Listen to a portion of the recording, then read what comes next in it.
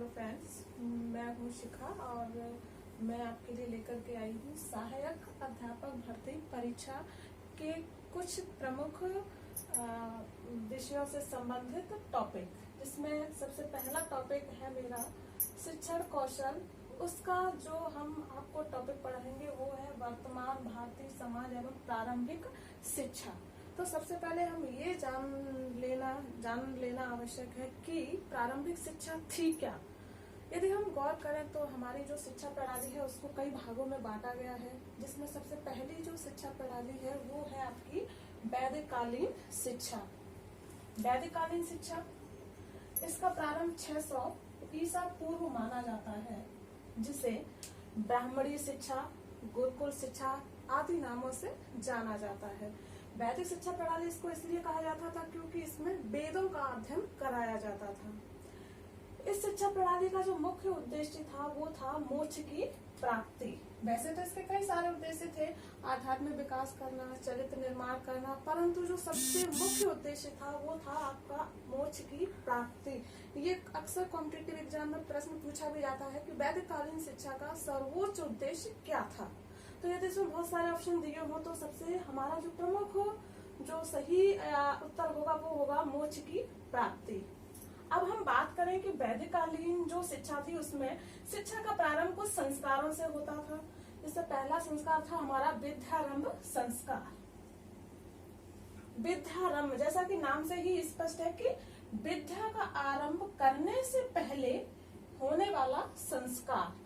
ये जो संस्कार था वो 5 वर्ष की आयु में होता था और ये संस्कार सभी वर्णों के लिए था और सभी जातियों के लिए भी था।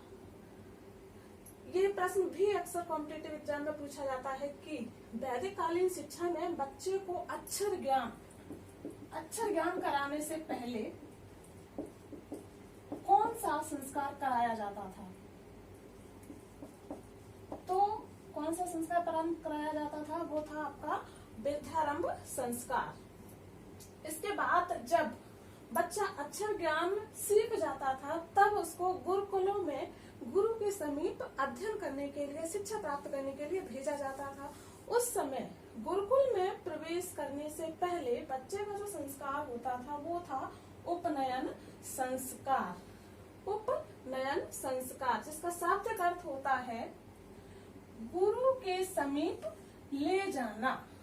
किसके समीप ले जाना? गुरु के समीप ले जाना।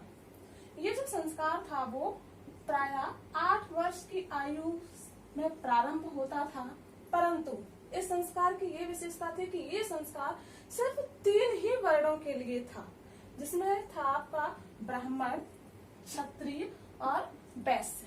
ब्राह्मण के लिए ये जो संस्कार होता था उसकी आयु थी 8 वर्ष, क्षत्रिय के लिए थी 11 वर्ष और वैश्य के लिए थी 12 वर्ष। ठीक है, ये भी क्वेश्चन अक्सर पूछा जाता है। पिछले साल पेपर टाइप में पूछा भी गया था कि उपनयन गुरुकुल में बच्चों को प्रवेश दिलाने से पहले कौन सा संस्कार किया जाता था, तो वो था आपका उपनयन संस्कार।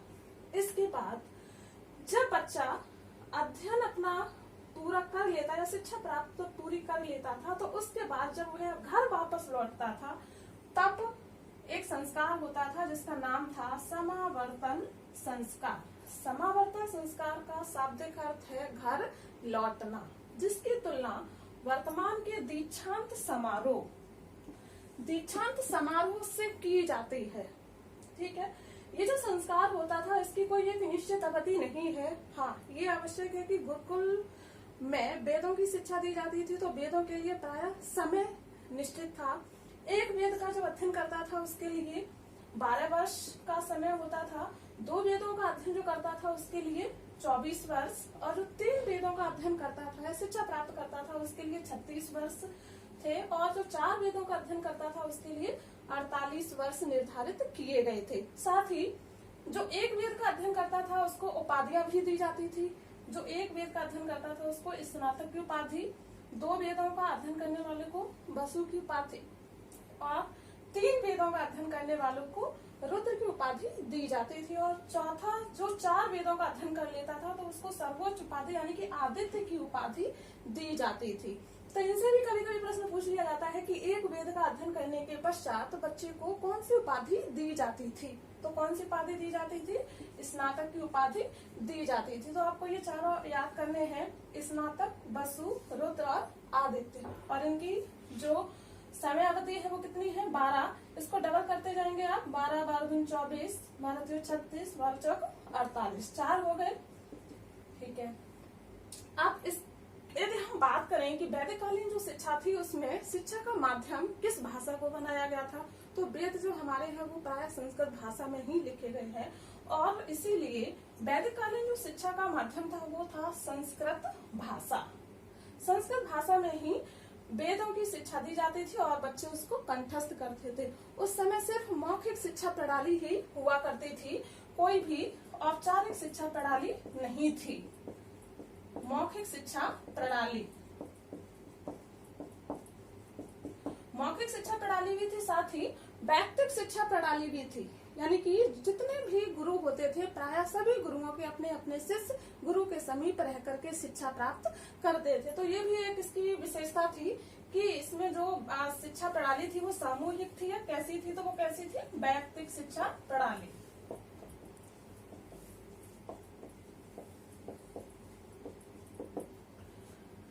अब यदि हम बात करें कि वैदिककालीन जो शिक्षा थी उसको कितने भागों में बांटा गया, यानी कि किस प्रकार की शिक्षा बच्चे को दी जाती थी, तो शिक्षा को प्राय 2 भागों में बांटा गया था, एक पराविद्या और दूसरी अपराविद्या।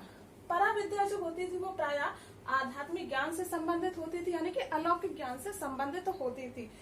अब आध्यात्मिक ज्ञान से संबंधित बच्चे को ज्ञान देने के लिए, शिक्षा प्रदान करने के लिए बच्चे को धर्म, वेद, तर्क शास्त्र आदि विषय पढ़ाए जाते थे। और अपरा जो विद्या होती थी वह किससे संबंधित थी? भौतिक ज्ञान, यानी कि इस लौकिक ज्ञान से संबंधित। अब भौतिक ज्ञान यानी कि जो इस संसार में जो दिखाई देता है, जो मनुष्य को सुख प्रदान करे, तो वह आपका होता है भौतिक ज्ञान।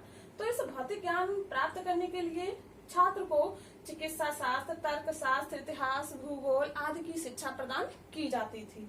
तो ये भी प्रश्न पूछ लिया जाता है, इम्पोर्टेंट है कि शिक्षा जो थी पराविद्या थी उसको वह किस ज्ञान से संबंधित थी और अपराविद्या किस ज्ञान से संबंधित थी।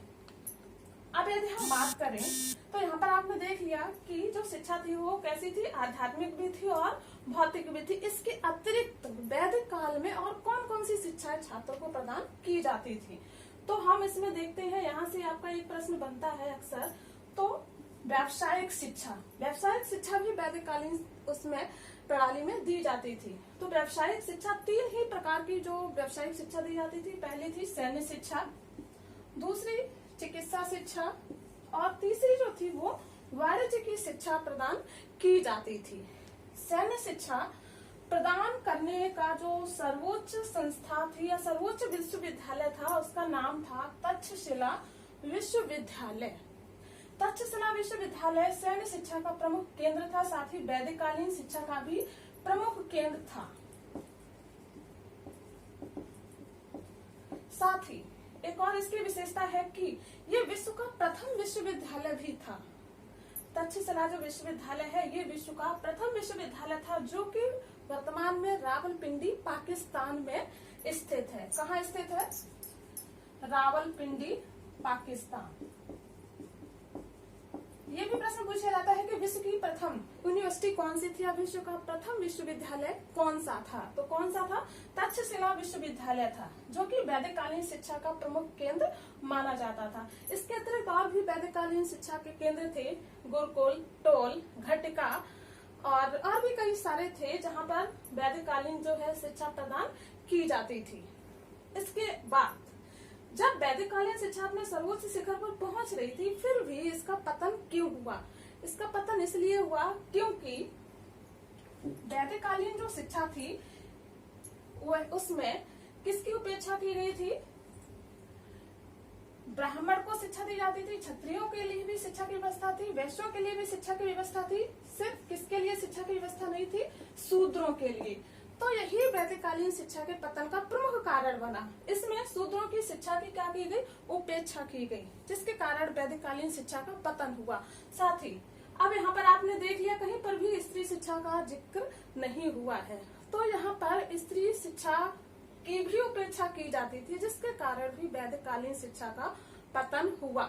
हाँ, वो बात अलग है कि जो विद्वान घराने या सर्वोच्च जो घराने की स्त्रियां होती थी, वहां जाकर वह कुछ जो है वो अपना ज्ञान प्राप्त कर लेती थी, जिसमें घोषा है, अपाला है, पाला है, गार्गी है, ये कई सारी विदुषी महिलाएं हैं जो कि वैदिककालीन शिक्षा के प्रमुख उदाहरण है।